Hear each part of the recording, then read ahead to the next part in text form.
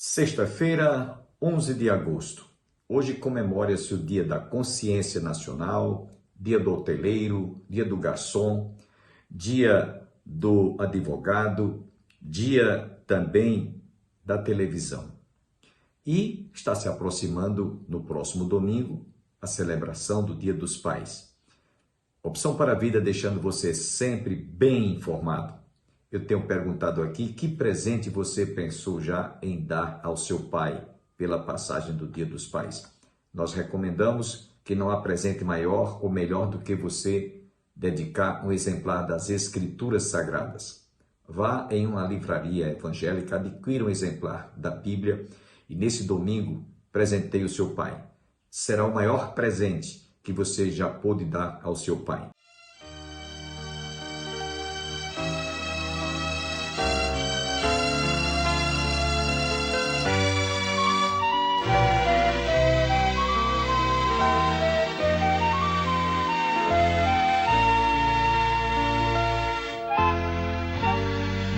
Cansado estou, mas procuro o Senhor.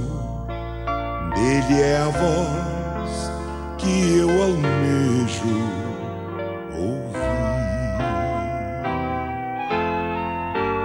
Na gloriosa manhã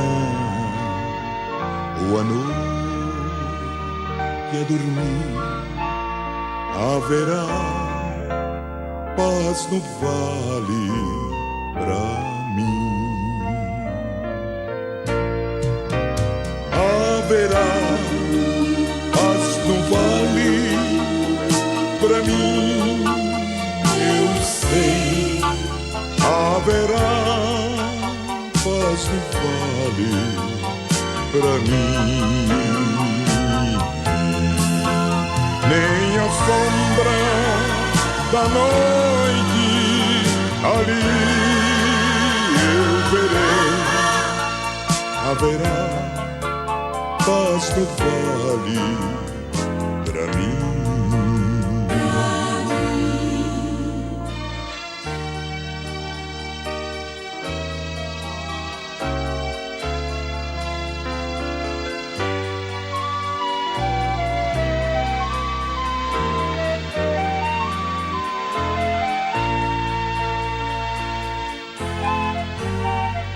O sol surgir no horizonte além e mostrar todo o vale em flor. Eu ali quero estar muito alegre a cantar na presença do meu Senhor. Haverá paz no vale pra mim, eu sei. Haverá paz no vale pra mim. Nem a sombra da noite ali eu verei. Haverá paz no vale pra mim. Haverá paz no vale pra mim.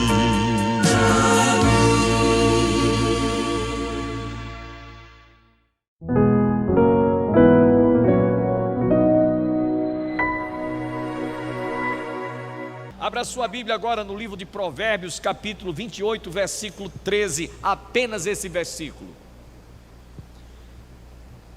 Provérbios 27, versículo 13, onde basearemos a mensagem que Deus colocou no nosso coração. Eu espero que você saia hoje à noite aqui, profundamente esclarecido do tema deste nosso sermão. Não esconda pecados. É o tema do nosso sermão dessa noite. Vamos ler Provérbios 28, 13. O que encobre as suas transgressões jamais prosperará, mas o que as confessa e deixa alcança misericórdia. Quem pode dizer amém? Podem sentar, irmãos. Nós vamos estar trazendo hoje um sermão sobre o sentido, o significado do tema que nós demos para este sermão. Não esconda pecados. Quando a gente ouve falar em pecado, geralmente a gente pensa que pecado é matar, roubar, adulterar, prostituir-se, mentir, todo tipo de enganações, adulterar, guardar mágoa, raiz de amargura, rancor, ressentimentos, odiar, ter ciúme, inveja, cobiçar, trair, amaldiçoar, rogar praga, blasfemar, perjurar, levantar falso testemunho, reticências. Tudo isso é pecado. Mas teologicamente falando, a palavra pecado, ela tem um sentido de errar o alvo. Teologicamente falando, errar o alvo, desobedecer. Esse é o sentido, teologicamente falando, do que é pecado. Todo pecado é um ato de desobediência, é errar o alvo. E foi isso que aconteceu lá no Éden. E aí eu quero agora convidá-los para que nós nos transportemos lá para o livro de Gênesis. Depois é que a gente vai voltar para o texto aqui que eu li para vocês em Provérbios 28, versículo 13. Mas na narrativa de Gênesis, a narração de Gênesis, que trata sobre o que aconteceu lá no livro de Gênesis, no capítulo 3, versículos de 1 a 10, é bom que você ouça toda essa narração bíblica, para que você então entenda o que foi que levou a estar hoje todos nós debaixo de uma maldição que chama-se pecado. Diz o texto sagrado, Gênesis 3, versos de 1 a 10: Mas a serpente, mais sagaz que todos os animais selváticos que o Senhor Deus tinha feito, disse à mulher: É assim que Deus disse: Não comereis de toda a árvore do jardim?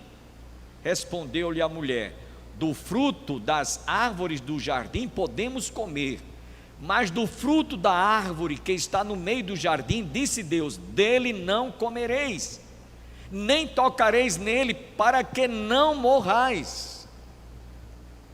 Então a serpente disse à mulher: É certo que não morrereis, porque Deus sabe que no dia em que dele comerdes, se vos abrirão os olhos, e como Deus sereis conhecedores do bem e do mal.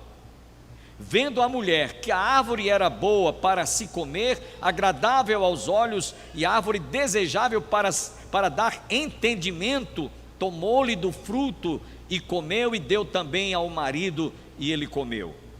Abriram-se-lhes então os olhos de ambos, e percebendo que estavam nus, coseram folhas de figueira e fizeram cintas para si. Então ouviram a voz do Senhor Deus que andava no jardim pela viração do dia. Esconderam-se da presença do Senhor Deus, o homem e sua mulher, por entre as árvores do jardim.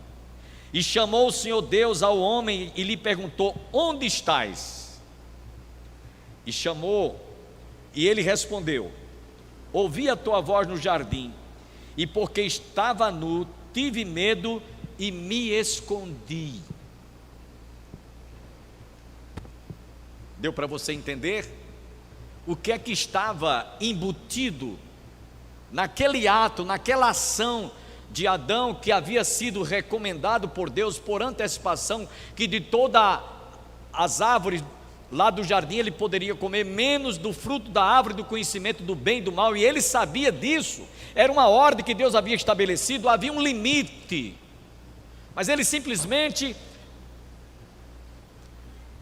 juntamente com a sua esposa, a sua mulher Eva, ouviram a voz da serpente. Satanás incorporou em forma de uma serpente e ali fez aquela proposta: olha, não é bem assim, é que você, no dia que você comer dessa árvore, do fruto da árvore do conhecimento do bem e do mal, você vai se tornar como Deus. Satanás quis incutir na mente e no coração dos nossos pais o desejo de se sentirem deuses, e sempre o homem se tem comportado como se ele fosse um Deus. Hoje nós estamos vivendo numa época em que já estamos convivendo com a inteligência artificial, que é como se o homem tivesse criado a sua própria natureza divina através da criação da inteligência artificial.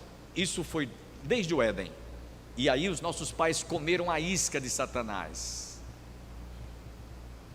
e eles então simplesmente desobedeceram. Quando deram ouvido a Satanás, diz: não é bem assim, é que vocês no dia em que vocês comerem, vocês vão se tornar como Deus. Meus irmãos, por isso, quando eles sentiram que haviam pecado por desobediência, eles se esconderam entre as folhas das árvores e cobrindo a sua nudez.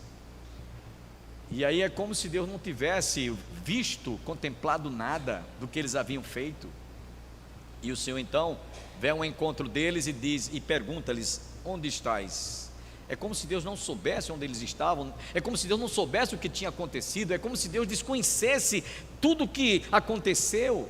Não, ele simplesmente queria que Adão e Eva, de sã consciência, reconhecessem o ato pecaminoso da desobediência que eles haviam cometido, em não preservar, em não guardar a palavra que Deus havia estabelecido, dando assim ouvidos a Satanás. E por isso eles se esconderam entre as árvores. O Senhor vem ao encontro deles e dirige para eles e perguntou-lhes: onde estais? Quem te fez saber que estavas nus? Porque eles tinham dito: eu tive medo e me escondi. Meus irmãos, aquele pecado estava patente aos olhos de Deus, desde os instantes em que eles passaram a alimentar aquele desejo. Não foi o ato em si, o sentimento, o desejo, a vontade, que se consumou no ato da desobediência. E aí eu quero dizer para vocês que esse episódio bíblico que está lá no livro de Gênesis coaduna-se bem com este texto que eu li para vocês: o que encobre as suas transgressões jamais prosperará, mas o que as confessa e deixa alcança misericórdia. Sabe, irmãos, quando eu leio o Salmo 139, eu entendo que todos nós, ainda hoje, embora saibamos que o nosso Deus, de acordo com o Salmo 139, de autoria de Davi, Deus é onisciente, é onipresente, é onipotente, Ele conhece todas as coisas, Ele vê todas as coisas, Ele contempla tudo, tudo está patente, visivelmente aos seus olhos, nada está oculto aos seus olhos. Ele contempla o nosso sentar, o nosso levantar, o nosso deitar. Antes que as palavras cheguem em nossos lábios, Ele já sabe o que nós vamos proferir, todas elas. Ele viu a gente quando estávamos ainda sendo formado no ventre da nossa mãe, em substância informe, quando não havia coração, estavam ainda se formando os tecidos, tudo. E todos os nossos dias foram escritos e determinados, quando nenhum deles havia ainda, de acordo com o Salmo 139. Ele sabe quando nós estamos escondidos, quando nós estamos às claras. Diz o mesmo salmista no Salmo 139, que para ele a luz e as trevas é a mesma coisa, não há diferença. E alguém pode até dizer: que incoerência é essa? Luz e trevas é a mesma coisa? É sim para Deus, porque Ele nos vê tão perfeita, tão nitidamente, quando nós estamos em plena luz do dia, como estamos em plenas trevas, Ele vê de igual modo, não há diferença. Por isso que Davi disse: para ti a luz e as trevas são a mesma coisa. Porque ninguém pode se esconder diante desse Deus. E diante do Salmo 139, eu quero dizer para vocês, sabe como é que eu me sinto? Eu me sinto pelado, eu me sinto nu, eu me sinto despido, expondo as minhas vergonhas diante de Deus. É assim que Davi descreve através do Salmo 139. O que é que eu estou querendo dizer com isso? Que não adianta você fazer absolutamente nada que você aos seus olhos esteja achando que Deus não está vendo. Ele contempla tudo, até aquilo que, conforme nos diz a Escritura, Ele faz separação entre juntas e medulas. Então, meus irmãos, não esconda pecados, não encubra pecados, porque isso é ledo engano, isso é pura ingenuidade, isso é infantilidade. Deus contempla tudo que nós fazemos, até mesmo no mesmo salmo ele diz: antes que nós pronunciemos algumas palavras, Ele já sabe o que nós iríamos proferir. Então nessa oportunidade, de acordo com aquilo que Deus colocou no meu coração, eu quero convidar você a conhecer e a meditar comigo alguns episódios bíblicos que talvez, possivelmente, você que está sentado aqui agora me assistindo, me ouvindo, e você que está em casa nos assistindo, você diga: isso é uma pura coincidência, é uma mera coincidência, porque eu já fiz isso, porque eu faço isso, porque eu tenho tido esse tipo de comportamento. Como assim, pastor? Os nossos pais se esconderam por entre as folhagens e cobriram a sua nudez, com as folhas cobriram a sua nudez, mas eles não estavam escondidos diante da face de Deus. A mente humana é que pensa, é que acha, que julga que nós estamos escondendo alguma coisa, mas para Deus você não consegue esconder absolutamente nada, nada mesmo. E aí, meus irmãos, começaram a acontecer alguns fatos que estão registrados logo no início do livro de Gênesis, na própria família de Adão e Eva. Caim, um dia, teve inveja do seu irmão, porque ele oferecera a Deus oferenda da lavoura, da agricultura. Ele fez uma oferenda e ofereceu ao Senhor, e Deus não recebeu, Deus não se agradou, enquanto que o seu irmão ofereceu um sacrifício de um cordeiro. Diga-se de passagem, voltando aqui, que quando os nossos pais pecaram, que foram cobrir a nudez com folhas, Deus providenciou o sacrifício de um cordeiro, de um animal cuja pele serviu de roupa para vestir e cobrir a sua nudez. Aquele primeiro sacrifício, que está lá em Gênesis capítulo 3, versículo 12, nos fala do cordeiro de Deus que um dia haveria de ser imolado. O sangue daquele cordeiro que foi derramado, a pele serviu para cobrir a nudez dos nossos pais, estava ali, simbolicamente falando, representando o sangue de Jesus, o Cordeiro de Deus que haveria de um dia ser imolado. Então, voltando aqui, os seus filhos Caim e Abel. Enquanto que Abel oferece um sacrifício de um cordeiro, o seu irmão Caim oferece a oferenda de produtos da lavoura. E Deus se agradou do sacrifício de Abel, e o sacrifício de Caim foi rejeitado. E naquele momento ele, por inveja, com ciúme do seu irmão, porque o seu sacrifício tinha sido recebido por Deus, propôs no seu coração tirar a vida do seu irmão e cometeu o primeiro crime.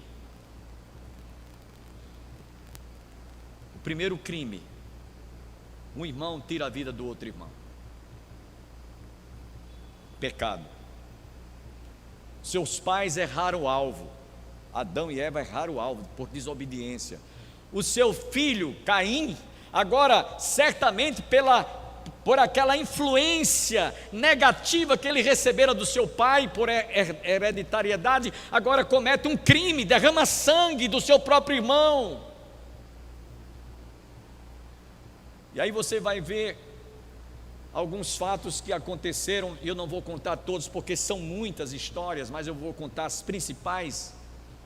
Deus então levanta um homem chamado Abraão, faz com ele um pacto, um concerto, uma aliança, e este homem então, através dele, Deus levanta os seus filhos, Isaque e Jacó, a tríade de Abraão, Isaque e Jacó. Esses três homens, Deus faz um pacto, concertos e aliança, mas um deles, Jacó, antes de ter um encontro com Deus lá no vale de Jaboque, ter lutado com Deus, e ele só não ter saído dali enquanto não tivesse prevalecido e lutado com Deus, e Deus mudou o seu nome, ele passou a se chamar Israel e não mais Jacó, mas até então antes ele era salafrário, ele era mentiroso, ele era enganador, ele era usurpador, ele era toda sorte de coisas negativas.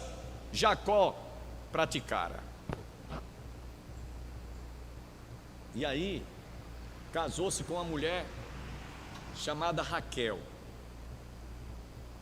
Eu acredito que Raquel viu tanto seu marido Jacó fazer tanta coisa errada, tanta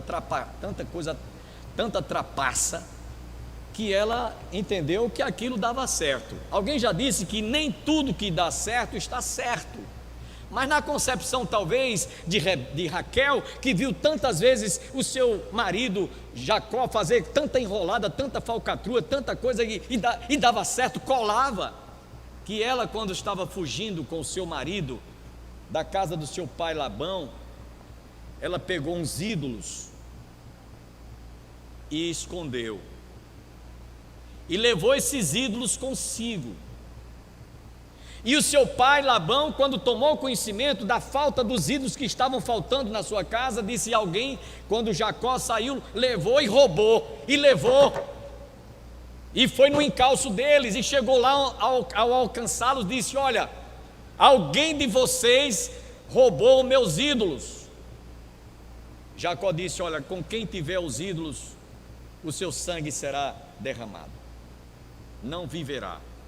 Não sabia ele que Raquel, a sua mulher, é quem estava com os ídolos. E o que é que ela fez? Ela escondeu os seus ídolos debaixo da sela do camelo. E quando seu pai chegou na barraca, podemos assim dizer, no alojamento de Lia, vasculhou tudo, não encontrou os ídolos, foi para a barraca lá de Raquel, vasculhou tudo, também não encontrou, só que ela estava montada no camelo, mas debaixo do camelo estavam os ídolos, e ele mandou que ela descesse do camelo, para que ele pudesse verificar se aqueles ídolos não estavam ali, e ela simplesmente mentiu. Ela disse: meu pai, não inste comigo que eu desça do camelo, porque eu estou menstruada, eu estou no momento da regra do ciclo menstrual, eu não posso descer. Ela mentiu, ela escondeu o pecado, escapou por um triz, porque se ela tivesse descido, certamente ela iria descobrir que os ídolos estavam debaixo da sela do camelo. Esse episódio está registrado no livro em Gênesis, capítulo 31, versos 30 a 35, você pode ler depois a história, esse enredo bíblico está lá, mas eu estou mostrando que ela escondeu a verdade, preferindo mentir para o seu pai, para que não viesse a morrer. Desobediência, pecado da mentira, de deixar de falar a verdade. Nós encontramos também um outro episódio mais adiante um pouco, o profeta Eliseu, homem de Deus, tinha um jovem que o assessorava, que o auxiliava, chamado Geazi. E Naamã, que era comandante dos exércitos da Síria, estava leproso. E este homem então soube, através de uma menina que tinha sido levada cativa entre os exilados, que se ele estivesse diante de um profeta, um homem de Deus, certamente ele ficaria curado. E ele desejou muito ter este encontro, este contato com este homem. Foi até onde estava Eliseu. E quando chegou lá, ele resistiu, porque ele disse: olha, vá lá no Rio Jordão e banhe, dê 7 mergulhos. Diga-se de passagem que ele até ironizou, disse: eu me banhar no Rio Jordão, um rio que não é tão limpo. Realmente não é. O Rio Jordão é um rio poluído, tem muitas coisas que arrasta, que vem no leito do rio, muito lodo, muita grama seca, muita barrenta, não é uma água limpa, não é um rio limpo, é uma água poluída. Mas vai lá, se banhe, dê 7 vezes, 7 mergulhar. Não vou. Naamã resistiu, mas disseram: olha, se o profeta tivesse pedido uma coisa mais difícil, você não ia fazer? É uma coisa tão simples, você mergulha 7 vezes. E de tanto insistir, ele se convenceu e mergulhou 7 vezes. Na 7ª vez, ele que estava leproso, sua pele ficou limpa. E ele, num gesto de gratidão, de reconhecimento pelo que ele tinha, o milagre que ele tinha recebido, ele resolveu dar algumas vestes, prata e ouro, de presente para o profeta Eliseu. Ele disse: não, eu não vou receber nada. A Bíblia diz que de graça dá e de graça recebeste. Deus não vende, Deus não negocia suas bênçãos, suas benesses. Eu não quero receber. E Geazi ouviu que Eliseu tinha rejeitado. O que é que ele fez? Esperou que aquela comitiva saísse. Quando Naamã já estava bem distante, ele correu, foi ao encontro dele e disse: olha, agora mesmo chegou 2 profetas lá, e o meu senhor, o profeta Eliseu, pede que você dê 2 vestes e dê prata e ouro que você estava para ele. Ele decidiu, ele resolveu receber. Dê de volta, que ele vai servir para esses profetas que chegaram. E o Naamã disse: tudo bem, pode levar. E quando ele chegou de volta, Deus revelou a Eliseu e chegou para ele, conforme vemos lá no livro de 2 Reis, capítulo 5, versos 27, que o Senhor revelou ao profeta a atitude desonesta, mentirosa de Geazi, ter mentido, ter falado para aquele comandante da Síria que desse as vestes, que desse a prata e ouro, porque ele estava precisando para dar aos profetas que haviam chegado. E aí vale a pena você ouvir o que aconteceu com aquele jovem chamado Geazi. Lá no 2º livro de Reis, nós encontramos essa narração bíblica, que eu chamo a sua atenção para você ver que não vale a pena você esconder pecado. O que encobre as suas transgressões jamais prospera, porém o que as deixa alcança misericórdia. Por pouco Raquel não morreu, por pouco. Foi por um triz, um fio de navalha. Ela ia morrer, mas ela inventou uma história: eu estou menstruada, eu não posso descer do camelo. Agora Geazi, que mentiu para Naamã, que faltou com a verdade quando ele estava querendo receber aquelas vestes, escondeu quando chegou lá. Mas o profeta Eliseu, diante daquilo que tinha visto e contemplado, chegou para ele simplesmente e disse: Geazi, porque onde você foi? Onde é que você estava? Como se não soubesse.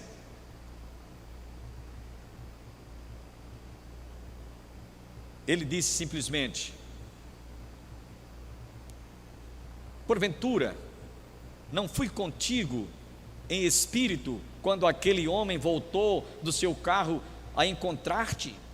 Era isto ocasião para tomares prata, para tomares vestes, olivais e vinhas, ovelhas e bois, servos e servas? Portanto, a lepra de Naamã se pegará a ti e a tua descendência para sempre. Então saiu de diante dele leproso, branco como a neve. Estamos chegando ao término de mais um programa, agradecidos por sua teleaudiência. mas eu devo lembrar, nesses instantes finais, que não esqueçam, no próximo domingo será celebrado o Dia dos Pais. E eu tenho falado aqui, que presente você já pensou em dar ao seu pai? Considerando que muitos pais, às vezes, não têm o exemplar das Escrituras Sagradas, quanto menos têm lido ou examinado as Escrituras, que tal você dar uma Bíblia de presente no Dia dos Pais, àquele que é o autor da sua vida? Ele precisa de conhecer as Escrituras. Jesus nos diz em sua palavra: examinai as Escrituras Sagradas, porque julgais haver nelas a vida eterna, e são elas mesmas que de mim testificam. Nada melhor do que você doar, você dedicar uma Bíblia no Dia dos Pais. Presenteie o seu pai com o livro dos livros, as Escrituras Sagradas. Deus abençoe a todos, tenha um dia abençoado e até o nosso próximo programa.